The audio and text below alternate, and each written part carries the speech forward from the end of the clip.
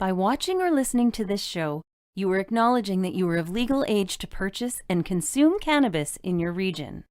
This production is for adults only.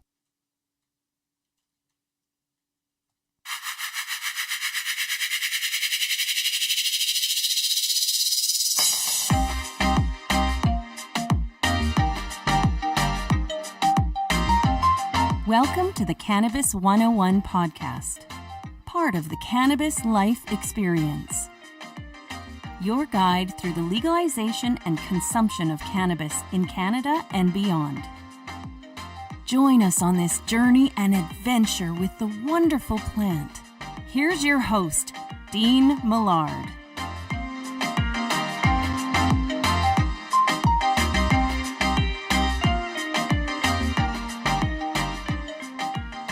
Hello there and welcome to episode 90 of the Cannabis 101 podcast. This is hour number 1. Hour number 2 will come out Wednesday morning, 4:20 a.m. Mountain Standard Time. My name is Dean Millard, and on this show, it's not just about getting high, it's about getting healthy. And there is certainly one way that I think is a little bit different than a lot of other podcasts you may be listening to or watching, and that's how we start things off by asking you, what's your groove?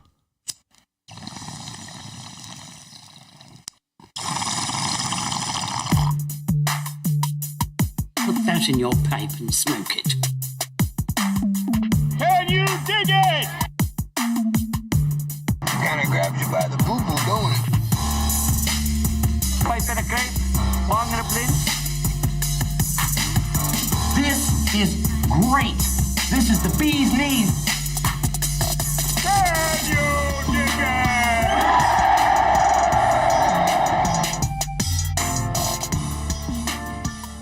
So when I ask what's your groove, if you're new to the show, you're probably wondering, what the heck is he talking about? I'm wondering that while you're listening to this, if you are grooving with anything cannabis-wise, I'd love to hear about it, whether it's a joint, a bong, a pipe, a vape. You heard that in the background? That's the Volcano Hybrid. I call mine Supernova. As I'm firing up a big bag of weed. And I am grooving with Northern Berry from Up Cannabis. I loved it when all their cultivars were named after Tragically Hip songs or in conjunction with them. But this is a pretty classic one. Northern Lights, legendary cultivar, probably on that Mount Rushmore of, or at least in the running on the Mount Rushmore of most influential cannabis cultivars, and Blueberry. And if you know anything about me, you know I'm a big Blue Dream guy, which is blueberry and haze. So I'm liking this indica, and I'm wrapping my day up after I finish this recording. So it's a good time to have this as I get my big old bag of weed ready to go.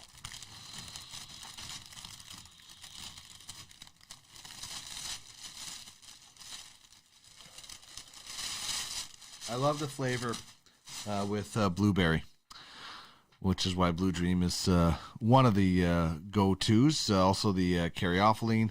There's some really, really good terpenes in some strains, cultivars that I've been getting lately that I'm trying to just make better use of when it comes to a few things, particularly my mental health, to help with some cannabis, to help with the cannabis and a few other things that I have going, and just makes me feel a whole lot better. Really trying to do a little bit more research and take advantage of the knowledge that I gain on this show to be really fine-tune my cannabis use. Anyway, enough about me. Let's talk about what's coming down the hash pipe on this episode. David Wylie from the OZ, as usual, joins me for This Week in Cannabis News. We had some fun last week on The Vibe, on Relevant for the Cannabis 101 with a live audio chat. We're going to have another one this Thursday with our guest tomorrow, Dan Shapiro from Green Lane in the United States. So David's going to join us today, and we're going to chat about a Harvard pot study for chronic pain. This is really good news. Also, Canopy Growth expands an odd couple cannabis group in the U.S. and THC impairment. Another study about that, that is such a gray area right now because THC is so different. When it comes to measuring just, how impaired a person is, people process and are affected by THC in such different ways. So very interesting to see what you all think of that story as it's coming up later. Malka Labell from the Green Generation Co. is also going to drop by for the Business of Cannabis. The lead is going to feature some new dirty words. Unfortunately, there are words that banks and some other different, investment type companies just don't want to hear, and that's unfortunate. Cody Peterson is the game changer, and we're talking certified organic and what it means to be green. Our cannabis question is about vaping. Our cannabis character is from the movie Half Baked, and our weed words of the day will have something to do with keef and the plant. We will also tell you how you can get in on the Weed Weekly and get with our and win a giveaway, where we have a giveaway every Friday. All right, let's get now to the cannabis question.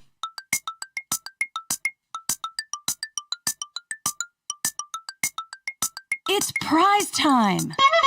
Chime in on the cannabis question. Okay. And you could win a Cannabis 101 podcast prize pack. Pipe and a crepe, bong and a blint. Hit us up on any of our social media feeds or email us at cannabis101podcast@gmail.com. Okay, here we go.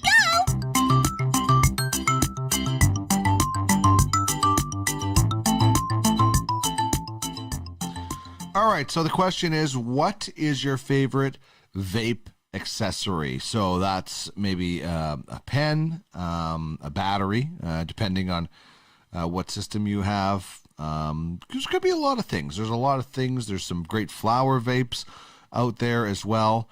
I'm kind of torn on this one because I love my Slash for the concentrates. But I also love the Pax Era with those pods that just slip in there. And I'm really looking at getting something else from their line that I can do flower and vape with as well. So that's kind of what I'm going with is there I got the Slash right there. And I got the Pax Era, the pods. This is such an easy, if you've never seen, if you missed our interview with Sean King, it just pops right out and then boom. Goes in there. If you have an Android phone, you can actually use this app. Apple, unfortunately, does not allow app use for any vapes. And then here's the Slash. If you're new to the show, the built-in loader, just like that. It is a wonderful tool. If you're just getting into dabbing, or even if you're experienced, you just don't want to use your torch anymore, or you want something portable, this is the bomb. It's awesome. I really, really love the Slash. So hit me up on any of our social media feeds, the Cannabis 101 on Twitter, Cannabis 101 Podcast on Facebook and Instagram. And you can email me, cannabis101podcast@gmail.com.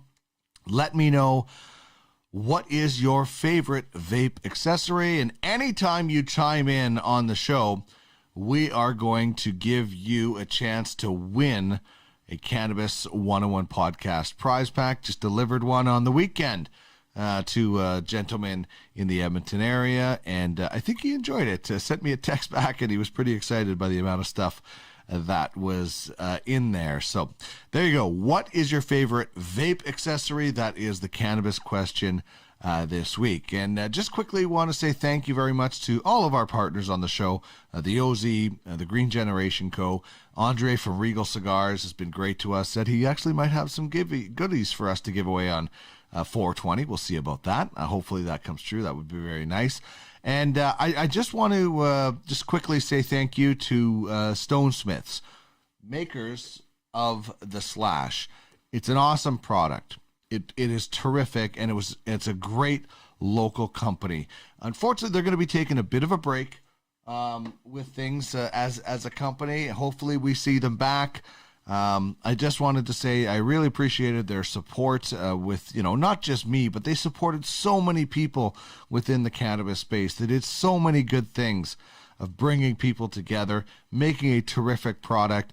I hope it's a short break, and then we can see the guys back in business again and producing great cannabis accessories. So thank you very much to the gang at Stonesmiths for all their support with this show and within the cannabis industry. And man, we look forward to you being back in the game at some point, producing great products. All right, I want to remind you and tell you to check out my vibe on Relevant. Download the app and join the Cannabis 101 podcast party. It's a cool message board. You can put your pictures up. I post the show there as well for new people. And you can do some live audio chats, some Q&A. So last week, David Wylie and I did a chat, a little Q&A with him. And then we're going to be getting people, some listeners involved. If you have a question for our guest on the live chat, you can do that. But first, you got to download the app. Then check out the Cannabis 101 podcast vibe on Relevant. Our guest in tomorrow, Dan Shapiro, is going to join us on Thursday, 5:30 p.m. Eastern, 2:30 p.m. Pacific time, and we're going to continue the conversation that we're going to have on Wednesday. So check it out. It's the Relevant app. Download it today, and then join the Cannabis 101 podcast vibe. What's happening? We'll tell you right now on This Week in Cannabis News. Some really exciting things to talk about with David Wylie from the OZ. You can find them online at OkanaganZ.com. There is the beautiful website picture, and if I can scroll down a little bit, there we go. Cannabis and sports equals healthier athletes. A story I was honored to write for the last hit of the magazine, which, as I bring in my good friend David Wylie, I tweeted out a picture, an Instagram picture, actually. Well, I guess it was Instagram and Twitter, of some of the lovely magazines at Plant Life Jensen Lakes as I was in there picking up some lava cake from Delta 9 the other day. So the magazines are out there, David. The stories are great in it, and I'm really proud to be a part of the OZ for that particular magazine. I'm really proud to have you as part of it. Look at us. I mean, hanging out again, talking about what's new in the world of weed. It's awesome. Yeah. How can life get any better? It is. We were just talking, this is episode 90, and we're going to talk about a story that kind of rings a bell to something we talked about way back in the beginning, which, seems like a long time ago now with the pandemic stuck in the middle of there. But here we are approaching 100 episodes of this show. And man, it's so fun to get up and think, what am I going to talk about today when it comes to cannabis? I just really, really enjoy this. And, this segment is so much fun because we bring information. I just had a person reach out the other day and say, there's a lot of growing shows and I love them, but I love that you guys take a news angle to different things. So it's one of the things that the audience certainly does love. And I think they're going to love this first story that we're talking about. I certainly am excited about it. As I said, when I first found out that Harvard was going to be studying cannabis, I said, I guess we can throw out the weed is for dummies kind of stigma that's out there, because this is a Harvard study that is finding cannabis can be effective for chronic pain. And so many people have chronic pain, David. Yeah, I'm one of them, actually. I know this from experience, that cannabis, it really does help with pain. And research, like you said, of Harvard Medical School joins other research. You mentioned that we've been doing this for a long period of time. And one of the things that you find is that there's a lot of research that's crossing over. And this is certainly one of them. It's helping to establish cannabis as an effective long-term treatment for chronic pain. The study's small, but the results are intriguing. It found that individual cannabinoids appear to exert unique effects on pain and comorbid symptoms. I mean, that's something that we've been talking about for a while in the cannabis industry, is that sometimes there's not enough attention paid to those lesser cannabinoids, and not lesser than, but just lesser known. So more research is said to be needed to potentially optimize cannabinoid-based treatments for pain, say the authors of the study. and included 37 patients who were suffering from arthritis, joint pain, neuropathy, and other chronic pain conditions that were evaluated over about a 6-month period while they were using cannabis through smoking, through vaporizing, through edibles, oils, and other methods. And all of the patients had actually never used cannabis before, or they had abstained from use for at least a year prior to the study. And what they found was that after 6 months of daily treatment with cannabis, patients reported significant improvements in their pain and their sleep, their mood, anxiety, and overall their quality of life. So this is really interesting research. And, not only does it find that it has an effect on pain, but also that it depends on the different cannabinoids. And that just opens up whole new paths of research. It really, really does. And, this story excites me so much. And, I guess the non-believer might say, well, there's a lot of ifs and buts and mights, and more research has to be done. And my answer is yes, I can't wait for that more research to be done. I agree, because this is so positive, and we kind of, have known about, whether it's a terpene that doubles as a cannabinoid like caryophyllene and some of the benefits that they might have and that they do have. And there's a lot of anecdotal. And now there is starting to be more and more actual research that's saying, yes, this is. And that's going to lead people to dive in to multiple, to different terpenes on their own and cannabinoids on their own and things like that. And it's studies like this that obviously coming from a credible resource like Harvard are going to spur people on to dive into this plant even more. And it's just, it's going to be like that kind of the trickle down effect where, it starts here and we're going to get all the research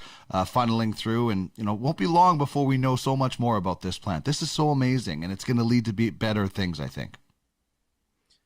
One of the really interesting parts of the study is you hear from people sometimes that don't have much experience with cannabis, that they're worried about THC. They want to lean towards CBD. Well, the study found that actually THC is a really key ingredient to treating pain. But the other side of that is that patients have been using less THC over time as they figure out what the balance is between THC and CBD to effectively relieve their pain. So in some ways, patients are participating within that whole process of medicating. Yeah, it's so interesting, and I talk to people about this too. That I think people should take CBD. I take it regularly, twice a day. I use different kind of balanced cultivars throughout the day. But I do if I have a really bad headache, or if I have I use some rubs and some creams. But if I'm looking for some pain relief, I'm going straight to the THC, because it does help. The CBD continually building up and having it in your system certainly helps. But if you want to, fix that kind of acute pain or things like that, you're going to go to THC. But the good news is, as you mentioned, is you don't have to get blasted. You don't have to get like a 25.6% sativa to ease some of your pain. Cannabis is different for everybody. And especially if you don't have a lot of experience, you're not going to need a lot of THC. You could find one of those 1-to-1 cultivars that's going to be right for you. And then you fine tune it as you go. As we always talk about, kind of journaling and keeping track of your experience, so the next time what you might be looking for when you go into the store. And it's not that CBD doesn't do anything. CBD generally works on your mood and that sort of thing. But for the physical pain, THC is definitely key. Indeed. Okay, let's get into this next story. And, we have talked about this company quite a bit. In our year-end special, it was about mergers and acquisitions and, downsizing. And here's Canopy Growth growing once again and, bringing in a pretty big name in the cannabis business. Yeah, mergers and acquisitions. That's where we said this was going to be at. And certainly it's one of the big trends right now. Canopy Growth, you got to know them by now. They're a whale, and they've gobbled up Ontario-based Supreme Cannabis Company. So they're behind 7 Acres. which is quite well known, and some other ones. The deal is worth $435 million in a stock transaction. This comes on the tail, too, of Canopy acquiring Ace Valley. So as far as what Canopy gets out of it, they strengthen their brand portfolio with the 7 Acres, it's Craft Collective, Blisco, Truvera, Sugarleaf, and Highway. And Supreme, they get potential exposure to the U.S. market through Canopy's inroads there. And Supreme also says that the deal is beneficial to its stakeholders. So Supreme shareholders will actually vote in June, and if approved, that deal is going to close by the end of that month. Other trends that we've talked about too in the cannabis industry, Dean, is more affordable products at a better price, that we're seeing greater variety, increasing legal sales, more focus on terpenes and some of the lesser known cannabinoids like we just talked about. And you can start to see where these companies are really, the big companies and the smaller ones are pivoting into these trends. It's so interesting when we talk about companies acquiring other companies and how big the names are. I mean, just on this set alone, Respect the Plant right there, 7 Acres. You got PAX, you got a PAX up there. I mean, Canopy Growth, I think it said like about a 6% market share. I mean, they are, massively gobbling up different companies that are bringing them so much more reach out there. And this is starting, there's going to be, I think the rush to cannabis saw a lot of companies go too big too fast, and then they had to really take a step back. And some of the smaller producers, I think, are doing a really, really great job of holding up the cannabis industry, while some of the big companies, scale back. But then there's Canopy Growth that it's just like full steam ahead right now through all of this. Yeah, definitely. And it feels like every time one of these companies is purchased, another one just pops up in its wake. So where Supreme is now under Canopy, well, guess what? There's going to be another small, less known company that moves up into that space. And they are taking advantage of that, whether it's more affordable, whether it's better quality, whether it's putting terpenes on the bottles, whatever they're doing, whether it's selling Canada's first ever blunt, which is starting to make its way onto market through G-Tech. Like, these companies are finding ways to innovate and ways to make themselves even more desirable for the big companies that are just going to snatch them up again. So it's a pretty interesting cycle that we're watching here. Yeah, I can't wait for those blunts, those Canagars to get on the market just in time for like the camping season, right? Sitting around a campfire with I love a cigar. If I can combine like a Canagar with that, I'm loving it. And speaking of combining, man, there seems like there is a bit of a super group forming in the United States when it comes to the fight for legalization. And, we've seen those movies before, the Odd Couple and different things where maybe it's like pairings that you wouldn't think normally go together. This is kind of one of those, David. Strange bedfellows, right? Yeah. You've got major Republican Party donor Charles Koch now in cahoots with Snoop Dogg. So this alliance basically sees the Democratic majorities in the House and Senate. That's the time that we're living in, where the Democrats are in power in the White House. And this is a time that these groups believe that they're going to be able to take advantage of the political scenario and bring about legalization federally in the U.S. So the idea here is that Koch's prominence among the conservatives is going to help sway 10 to 12 Republicans or so to join the Democrats across the aisle and pass these the cannabis legislation that's coming down. This group is backed by Koch, and it's also involved with the Cannabis Freedom Alliance. This whole idea, it's fascinating to me because it was reportedly sparked by a Zoom call that Snoop Dogg had with Koch. So people are talking, and people want to see the power start to form together into a big coalition that's going to push for changes that's going to see cannabis sold legally across the U.S., that's going to see a creation of big and small companies, that's going to see hopefully a lot of social injustices over the years righted. And it's awesome. I love it. And the fact that there are so many different groups that are working together toward this one cause just gives me hope that people could still work together. Yeah, this is really cool. The Politico first reported this.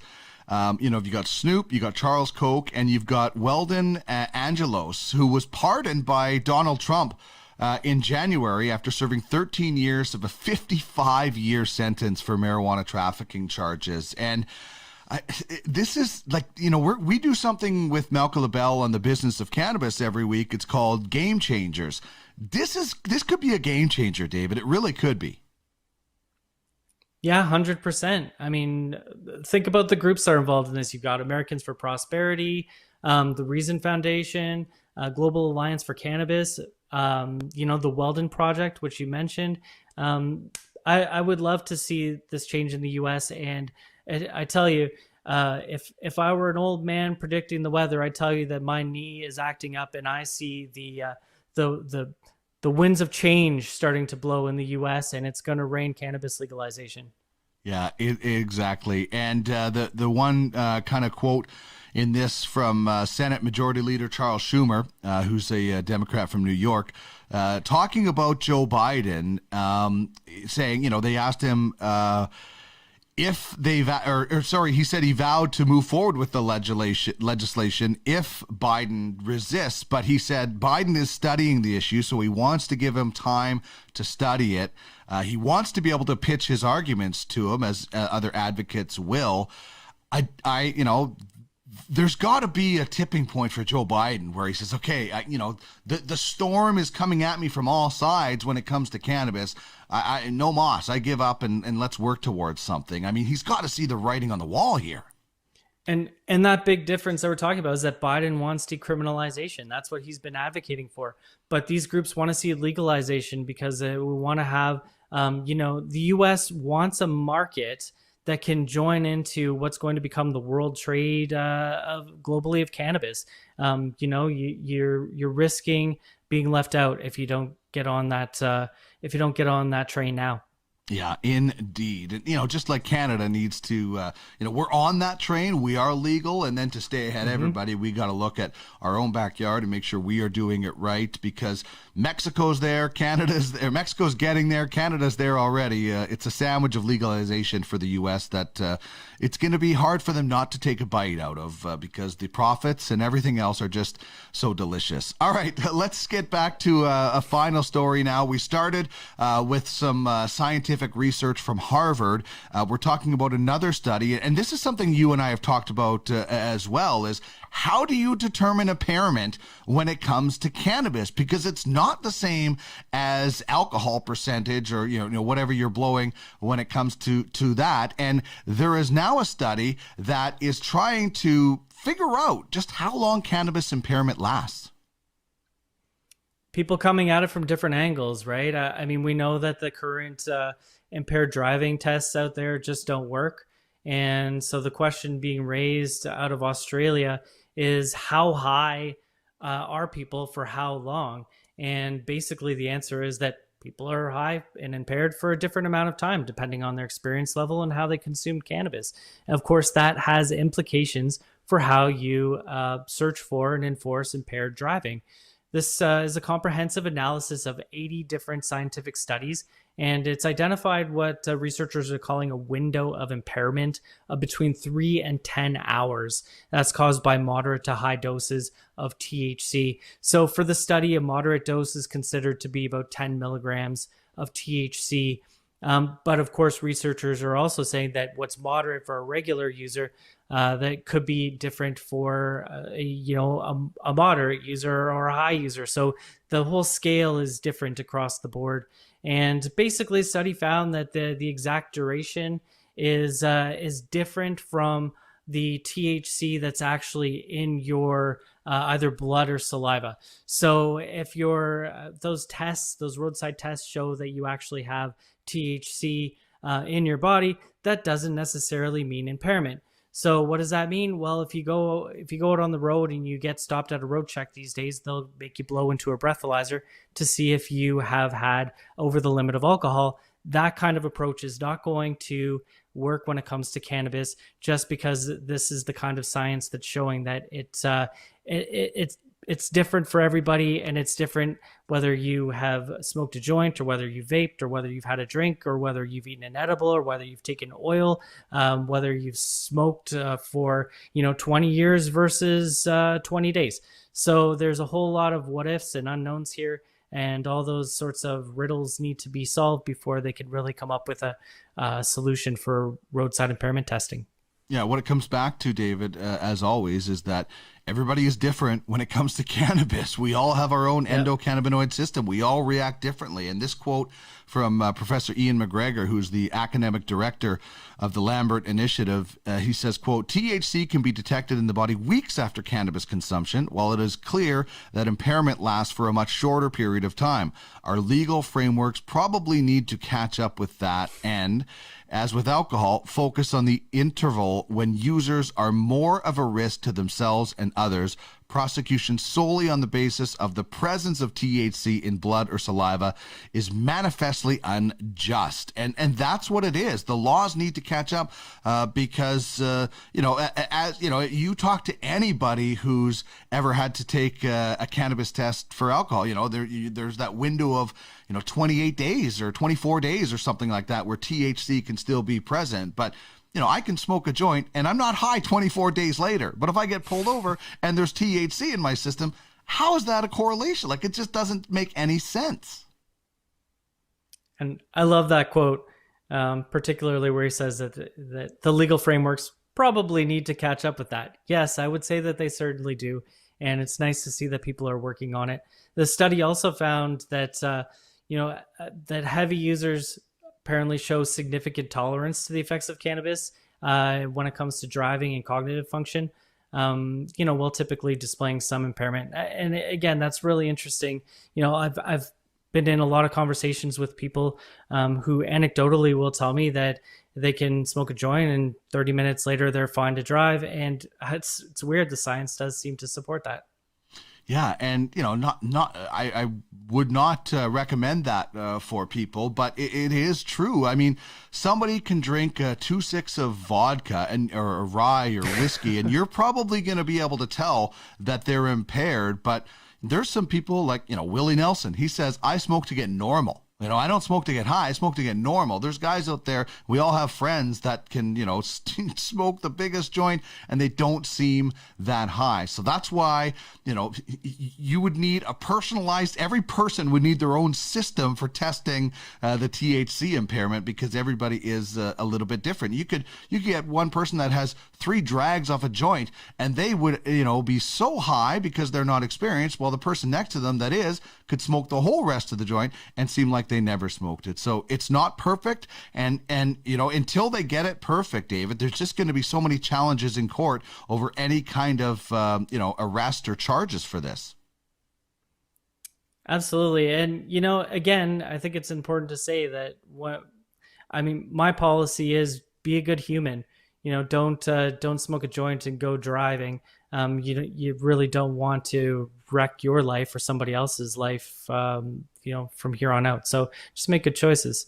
And as my partner Jenny would say, thanks, Dad. It's a real dad moment there for you. Exactly. Yeah. Common sense, though, does prevail. Do not smoke and get behind the wheel, or vape, or use any kind of product. Don't use any intoxicant and get behind the wheel is the safest thing to live by. David, as always, great stuff. I'm looking at the green grass on the website as I look out at the dump of snow we received over the past 3 or 4 days. It's melting a little bit now, but all we could see outside was white. So looking at the green grass and the mountain and the lake makes me want to get out there. And maybe this summer will be the summer where we get things under control and we can travel again. But until then, we'll have to settle for our weekly chats, which I do enjoy. Thanks so much, David.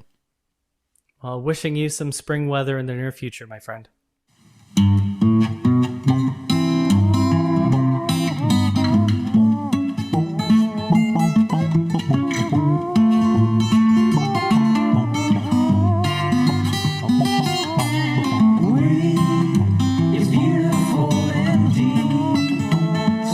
Smoke some grass. It's time to bust out this podcast.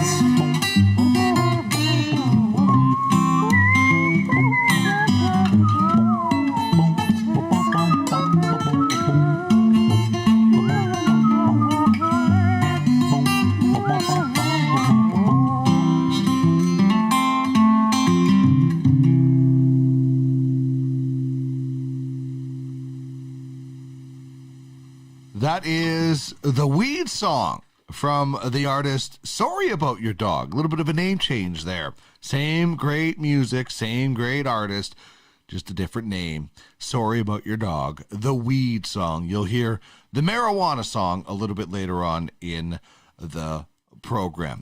Also, want to remind you that whenever the Cannabis and Hemp Expo is held again at the Edmonton Expo Center, we will be there broadcasting episodes of the Cannabis 101 podcast.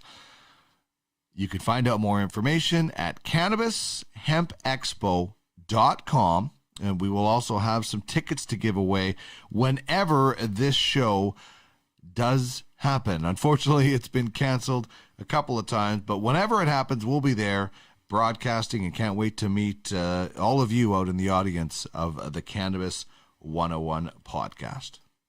You got a joint? No, not on me, man. It'd be a lot cooler if you did.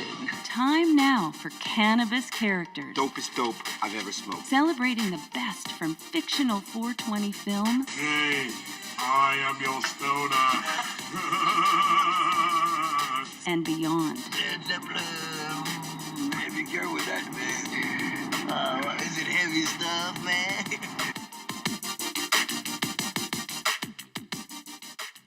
So today for our cannabis character, we're going back to one of the best cannabis movies that is out there. I mean, obviously you got these guys who set the standard, Cheech and Chong. And then you have Seth Rogen, who's kind of taken that mantle now, and James Franco a little bit, but mostly Seth Rogen. And kind of in between there is, and I'm sorry, there's Dazed and Confused as well, which is, still up there, and The Big Lebowski. So there's been some real big hitters, and one of them sometimes that gets overlooked, and I don't know why, is Half Baked, because it is awesome. And it's got some legendary cannabis and actors and entertainers. You got Tommy Chong is in it, Snoop Dogg is in it, Dave Chappelle is awesome, and the cast of characters around Dave Chappelle in this movie is awesome. Dave Chappelle is funny, but this movie is awesome because of all those extra characters. Bob Saget is hilarious and very crude. Jon Stewart is in there. Willie Nelson is in there. As I mentioned, Snoop Dogg. And then there's this character, and I'm talking about Janine Garofalo's character, the creative smoker from Half Baked. And so this kind of situation, or the premise, comes out that they're trying to raise money to get their friend out of jail. I don't want to spoil it, but they do this montage of the different types of smokers. And we've done a few of them on this show before.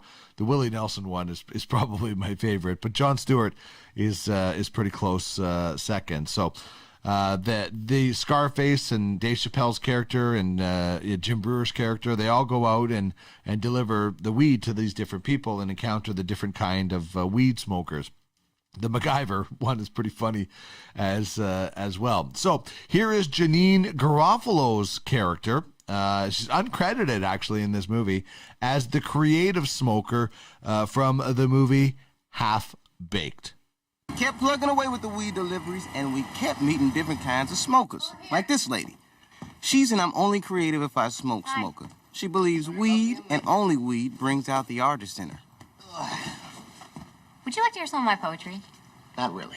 You really should. I have killed. I have helped kill. I have killed part of myself.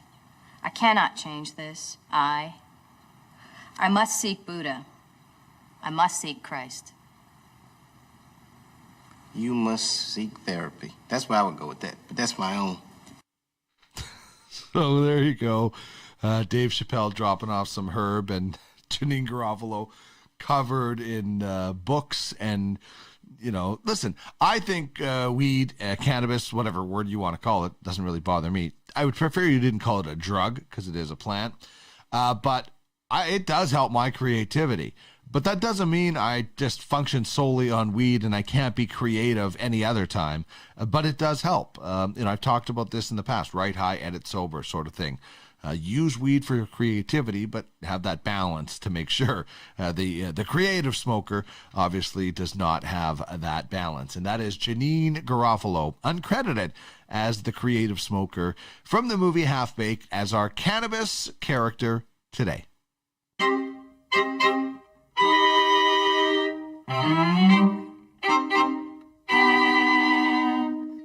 This is the Business of Cannabis, a joint venture between the Green Generation Co. and the Cannabis 101 podcast. Bringing you the latest bud-biz-buzz.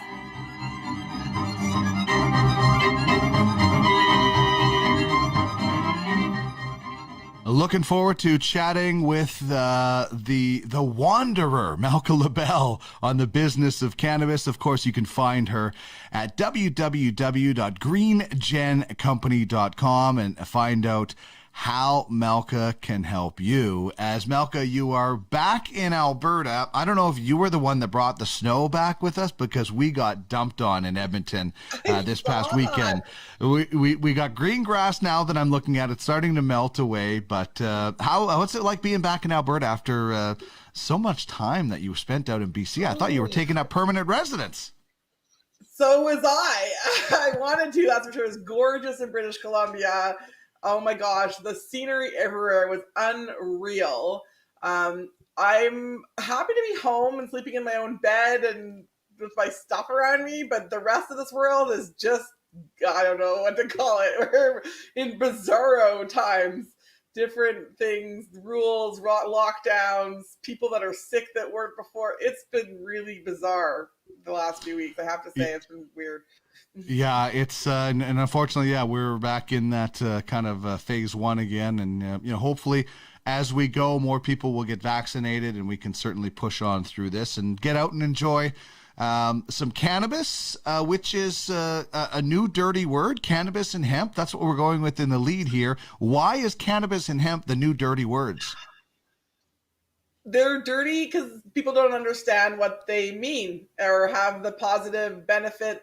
They don't understand the positive benefits to them. They still think that they're a big box of unknown, Pandora's box. I think that was the explanation. So what this is that this has been essentially a summary of my journey through trying to find funding, access to money, or just trying to clear hurdles for my clients. So this is essentially a cumulative summary of working with cannabis related or entirely hemp-based companies since 2018, and I feel like I've hit every single roadblock that you could possibly find, and having to navigate around them has been like almost impossible, because every other opportunity, so to speak, I've either already figured it out that it's not a possibility, or for some other reason it's a no-go. So this is a summary of the dirty things that people think cannabis should not be allowed to do. So the summary is, don't use that word, cannabis or hemp, in anything that you're doing as it interfaces with governments, funding, banks, etc.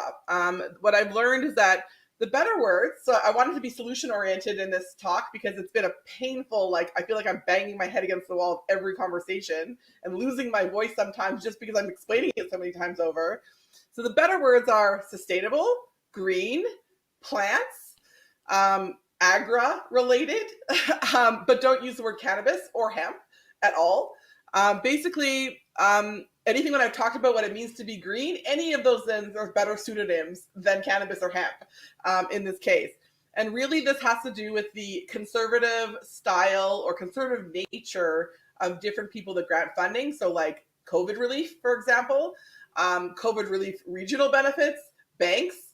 We talked about some of these before. So here's my solution and how I uncovered this. One of the first groups that I talked to that essentially said this is the problem, is that if you call it cannabis, you're going to get blackballed everywhere.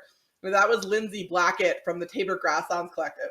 Now, Lindsay formerly was an MLA, so he was in government before getting into the cannabis industry. So he knew that, sort of going in, that if you talk about things that people don't know about, they're just going to say no. And so they developed the Tabor Grasslands Collective, which is essentially, collaborative. So they even didn't even use cooperative, because that's actually a legal entity. So collaborative was their workaround in that space.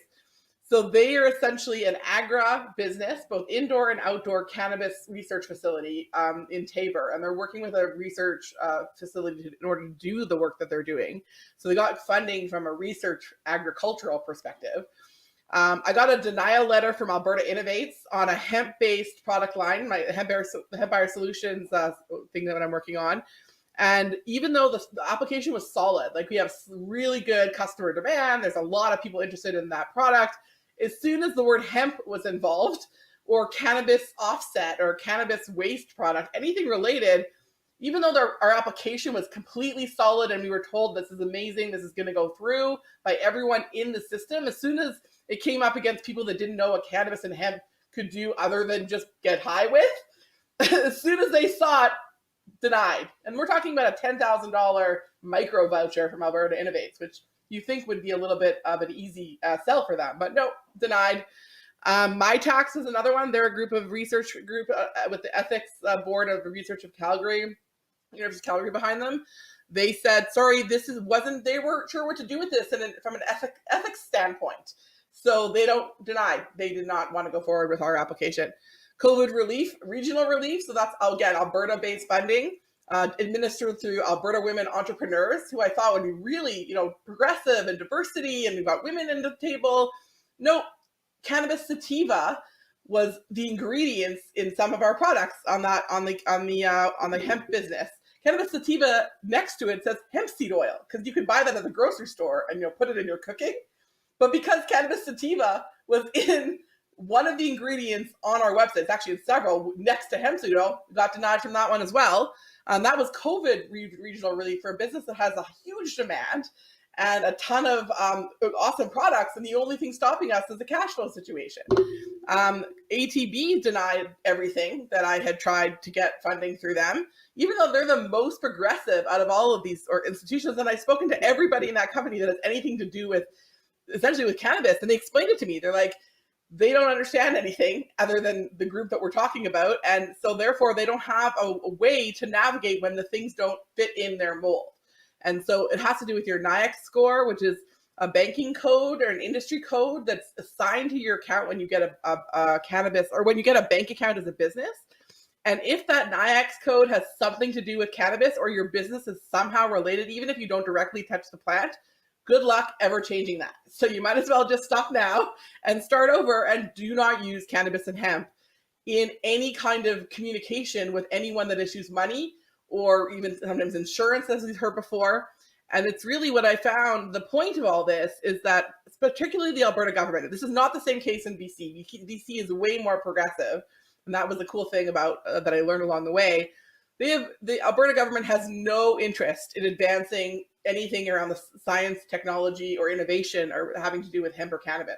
They're completely, it's not part of their mandate. And that's why is that it's trickling down to all of these things, because they're ultimately in control. So the only time it does come up for renewal is, guess what? When there's an election. Fortunately, we have one of those coming, maybe federally in the next year, maybe provincially, maybe even definitely in the municipality of Calgary. That's when politicians care about this stuff. So the message here is, go talk to your MLA, go talk to your MP as an individual, and tell them how cannabis has impacted your life positively, whether with economics, with jobs, with medicine that's not paid for by the government. Maybe having some more positive stories from individuals that have been positively impacted, talking to their MLA or MP directly. I think that's the only real way to change their minds, because as a government, they really don't care. Yeah, well, I'd be shocked if we didn't see a different provincial government in this province after everything that's gone on, and not to turn this into a political show, but that is how you're going to get the message out, is you're going to have to talk to the people that are running and make them aware of this. And listen, I think it's, very smart for different companies to work around this with different words, but that's not a long-term solution. We have to keep talking. We have to keep putting pressure on people. We have to get this changed so that the institutions you were talking about do pay attention and don't run away and hide when it's something they don't understand. People fear what they don't understand in every walk of life. So while it's a workable solution right now, it's not sustainable, and we need to get that message out. And getting that message out is getting in the ear of the politicians, just like people got in the ear of the Liberals, and Justin Trudeau won the election, in my opinion. A big part of that was due to cannabis. For sure. And just actually as a side note to just about the election piece, it's also really about the normalization from a proven economic standpoint. So one of the things we talked about is businesses in cannabis haven't made money yet at the bottom line, so that the people that lent them the money, like the government-backed funding and like the banks. So the banks are hurting because their timelines to return on investment were unrealistic. So they said to me, like, once we start seeing that the money is coming back and that the investments that they specifically made in the big companies that they set up comes back profitably, which we may never see because that's not how you properly make cannabis. That's part of the problem, is we have to stay in that cover of, we're working on this, but without having to interact with you until we've got it proven that we are successful overarchingly as an industry. Yes. So yeah, so it certainly shows the work that we still have to do, but we know what we have to do. So that's at least one step ahead, as opposed to being like, well, how do we do this? Well, we know then the vehicle to create change. And speaking of change, let's move on to change makers and tell us why Cody Peterson is the change maker this week. Yeah, so I actually never met Cody. I've only spoken with him through LinkedIn over messages, both publicly and privately. And basically, I call him a LinkedIn influencer. So he has quite a strong stance around cannabis from a medical and pharmacological background. He actually is a pediatric pharmacist and a medical cannabis professional and advocate and a student and educator. And his image right here of his teacher giving a talk, this is to the fire department, I think in Pennsylvania or something, or Maryland. Yeah, so Baltimore, Maryland. So he gives talks to big institutional groups around cannabis, which is why I wanted to bring him up, because he's a scientist, he's a doctor, or actually he's not a doctor, he's a research, he's a PhD in pharmacy. So the point is that he's actually not a doctor, similar to Ruth Fisher and other people that have doctorates, like Dr. Earl Oliver is another example. They're not doctors, they're research doctors or PhDs, which means that their experience is on adding up research and then using that compounded research to show the efficacy of cannabis. And that's what he does. So he's been doing all this research for quite a while. And in this case, he started to use analogies. And we talked about how analogies can be really powerful to explaining things to a 10-year-old or a 5-year-old, because it relates it back to something that the individual who doesn't quite get it can understand, because it relates to something that they have an experience with. So the one example was he was talking about the analogy between the ECS, or the endocannabinoid system, and how little we actually understand about it, that helps grasp the complexity of cannabis, the plant, because plants hold the keys. So here's our analogy, the keys that are yet to be labeled to match the locks in our skyscraper bodies. So I love this analogy, and this is why I was totally embracing him this week, is because he's talking about how complex is a skyscraper with the number of doors that are in a building that big, like 30 stories or more. How many doors are in that place? And a janitor or someone that would have access to all those doors would have a big key ring, jingling around in their pocket, often characterized by many movies and things we've seen. There's a key that fits every lock, like before fobs, basically. And if you don't have the label to each key, you have no idea which lock that key is going to fit. So what he's saying here is that we know that there's a lock and key scenario between the endocannabinoid system and cannabis, the plant, and the endocannabinoid system is in every body, but we don't have the labels for all of the locks and keys that match. So we know overarchingly it works, but we just don't know the detailed, math or pattern or map or, to labels that go with each of those things. And we don't know them yet because it was so early in the study of this, in like the 30 years since it was discovered by Raphael McCullough and various researchers. We still are so infantile in how we understand that system as a body system. And it will come with more understanding of that body system, which is the work that he does and puts out on LinkedIn, is great pictures of cellular structures and body systems and cannabinoid, chemistry that kind of science from the body side of it, the ECS side of it, will be part of that answer. And he's doing it really well, nailing it with using analogies that are simple to understand. And I have here this is actually a meme that I made based on reading his stuff. It was so clear to me what he was talking about after reading his article that I came up with this one myself, which is stress plus imbalance plus released endocannabinoids. So those are the ones your body's release that can be supplemented with cannabis from the plant equals homeostasis. So this equation is a very simple math additive thing, is ultimately what we don't know yet, is that we recognize that there's a lot of stress in our life, hard to quantify, hard to determine what that is at any given point. Could just be a bunch of stuff on fire. Could be just you're having a bad day or something in between. And an imbalance is what every person experiences when they're not doing well. They're not chill. They're like all over the crazy, whatever. They're having a bad day. They're not stable in some way, shape, or form. And a release of endocannabinoids comes out of our body. So we make them ourselves, and the plant can supplement that. And the cumulative effect of that is homeostasis, good vibes, we're chilling. And that's the kind of meme and examples that I think really resonate with myself and help it explain it to people that maybe just don't have that much experience with that themselves. Well, and the key example is just so great, because just like every key is unique to each door, or nowadays fobs or garage door openers, even in that sense, our endocannabinoid system is different for each person. And how you and I could share the same joint. Well, we wouldn't be sharing it these days, but we could smoke the same cultivar and get a totally different impact. And that's why it's so important for people. That like I use cannabis recreationally for fun, but I also use it to help with certain things in my life, like mental health, and doing some research on specific terpenes, limonene, myrcene, caryophyllene have been known to help, and not just saying, okay, I'm going to go get all these terpenes, but getting them and trying them and saying, okay, this does work for me, but this does not work for me, or vice versa, or whatever it is. So the research into the plant is done by scientists, and it's done by us doing our own research with our own impact and own experience with the plant. You're right. And you're the janitor holding the ring of keys to your own body skyscraper, and you're the only one that's going to be able to figure that out by actually trying each one.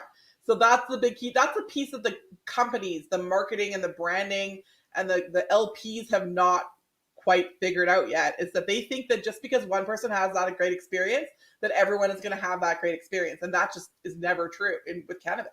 So I feel that that's part of the problem, is that our understanding of the ECS system will unlock the industry much better than if we just look at the plant. Indeed. All right, let's get to what it means to be green. And you're talking about certified Green E climate certifications. Yeah, so this is actually, I use this example of a certified program, actually, because I'm quite respectful of it. This is a group that I actually did my accelerator program with, was the Decarbon app, and they've come out with not them, but they've joined group forces with a global thing around becoming Green E certified and climate certified. Well, what does that mean? Well, it kind of depends on where you are. So the answer to this is it's a logo. It's a logo that is trusted. It's trusted by their customers. It's trusted by other people that have gone through the process to get Green E certified. It's essentially some sort of process that, people have written down and recorded and followed and paid for. And then as a result of doing that process and having outcomes that measure the effects of that process, like measuring their carbon offsets and measuring their wastewater and measuring their temperature control and how much money they spend. By measuring all of those things in that process, that's how they got the stamp of Green E certified. They essentially paid for someone else to come in, a third party to come in and do that work with them, and that's how you get Green E certified. But this is exactly an example of every other kind of thing that's certified. And I just wanted to explain this because there's been quite a bit of, I'm going to say, multiple different perspectives on, let's say, for example, quality or organic or sustainable as they apply to the cannabis industry. And this is something I've been in many conversations with people around the globe on. And what they keep thinking is that, if we have this certification, then we all agree that that's the truth. And the answer is it does not work that way. And this quadrant is like, 5x5 boxes. These all mean the same thing. These are all organic certifications around the globe. Much of them are the same country. There's several from USA. Pretty sure there's not one on there from Canada. And that's indicative that other people around the world decide on a system, sell it for a bunch of money. Third-party people come in and evaluate that system is done properly, and they have a financial stake in the proof, right? So there's a little bit of a issue with that. And then they get that company that paid for that service gets these logos on their thing, and people trust that logo to mean something. But the consumer doesn't always look in to see what does that mean. And that's really the big part about certification, is especially in a new industry like we're in with cannabis, people can decide, we're going to make a certification that means X, and it's going to cost a producer or a company so many dollars to get Y, or the proof that they have that thing.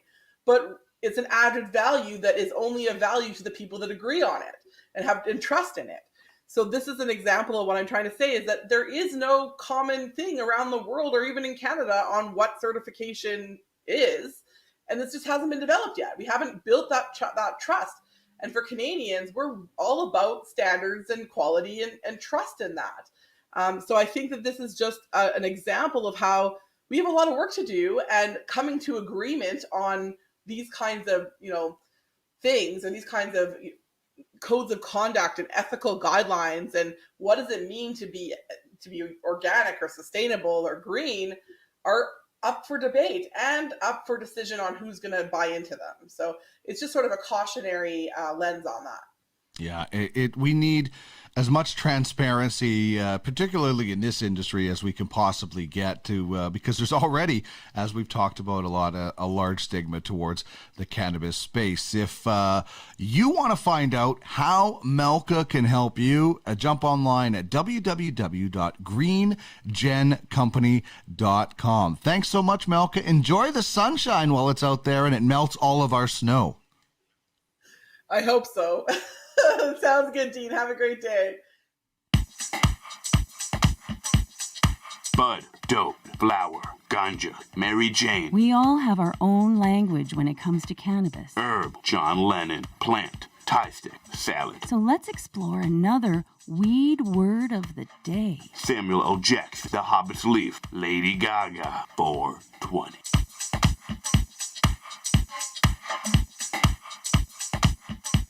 All right, so there are the words on the screen if you're watching. If you're listening, thank you very much for doing so. And if you'd like to watch, you can check out the YouTube channel, the Cannabis 101 Podcast. Thank you very much to those of you who are watching. Just click that subscribe and the little bell. You'll get notified every time we put something out, which is every day. So the words we're going with today, dusties and feminized. Dusties, not the collective Dustins of the world getting together to rule things, but rather another word for keef, mainly from what I've read used in Australia. Correct me if I'm wrong. Anybody listening in Australia, feel free to reach out, cannabis101podcast@gmail.com. Tell me if people still use this term. It could be like the term dope, which a lot of people don't use. It's now used for heroin. But dusties, apparently used in Australia, is another word for keef. And keef is that powdery-looking stuff that you collect in the bottom of your grinder if you have a 4-piece grinder. It's where the trichomes fall, collect, and you mix it in with a joint, a bowl, gives it some extra kick. Speaking of that, I put, from Original Stash, their Click, I put that distillate on top of a joint, and then I sprinkle some keef or dusties on it. And it's a powerful joint. I call it the moonshot because you're going to go to the moon. It's definitely not for beginners, and it's definitely not something you should do if you have, if you need to be driving anywhere at all that day, because the high certainly lasts for quite a while. But if you have nothing to do and you're experienced, check it out. Use a little bit of the dusties. Now, feminized is basically the best part of the plant comes from the feminized side. You get feminized plants from seeds that have been carefully bred to produce solely female plants. Female plants are the only ones to produce flower. Of course, you need male plants to breed, but you want female seeds, female plants, because that's where most of the cannabinoids are located. Feminized seeds makes things so much easier for growers, especially home growers. First timers, you're not growing a male seed, and then you're like, oh well, that was a bit of a waste. If you want to grow a male plant because you want to breed, that's fine. But if you want to grow and get some weed, you want to make sure you have feminized seeds. So the term feminized, just think of the best parts. That's why it's nicknamed Mary Jane, man, because the best parts of the plant come from the feminine side, the female side of the plant. So that is your weed words of the day here on the Cannabis 101 podcast.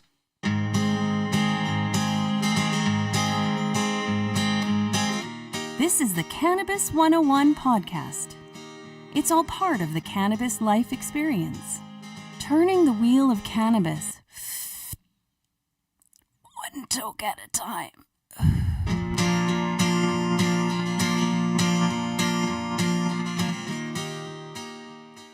Alrighty, that is going to wrap things up for us on this episode, well, at least our number one of episode number 90. Big thanks to David Wylie and Malka Labell for joining us, and of course you, the listener and the viewer, for being a part of the program. Hopefully you watched it either on our YouTube or social media channels, or you listened to it. Wherever you did, please subscribe, leave us a review. Please let us know what you think of the show. Always looking for feedback, and drop us a line at any point and give us your feedback and chime in on any of the things we talked about on the show, and you'll be entered to win a Cannabis 101 podcast prize pack. Check out the Cannabis 101 podcast.ca, and that's where you can sign up for the Weed Weekly. Just click that green button, that green circle in the top right there, and you are in the mix. You'll get the Weed Weekly every Friday in your inbox, and you're in the mix for our prize pack every Friday as well. But it's only for subscribers, plus it's an easy way to keep it up to date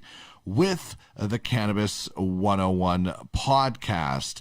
And if you would like to become a partner, or if you think you would make a great guest on the show, please email me, cannabis101podcast@gmail.com. Hour 2 on Wednesday features Dan Shapiro of Green Lane as our feature interview, and Chris Ianson, Regional Manager of Plant Life Cannabis, on Know Your Buds. I believe we're doing strawberry glue. You can find past episodes once again at cannabis101podcast.ca. And if you're looking for more great content, check out podcastalley.ca. That's where I have a few other sports shows, Tracking the Draft with Craig Button. We also have Fantasy Hockey Time with myself, a half-hour look at the fantasy hockey world. All right, that is going to wrap things up for hour number 1. Big thanks to you for tuning in. Make sure you check out hour number 2. It'll come out tomorrow morning, 4:20 a.m. Mountain Time. And check out the Relevant vibe we have going on. Download the Relevant app. That's RELEVNT. And check out the Cannabis 101 podcast vibe. Thanks so much for tuning in to the show. As we always do, we leave you with the marijuana song from the artist Sorry About Your Dog. Remember, it's not just about getting high, it's about getting healthy. See you later.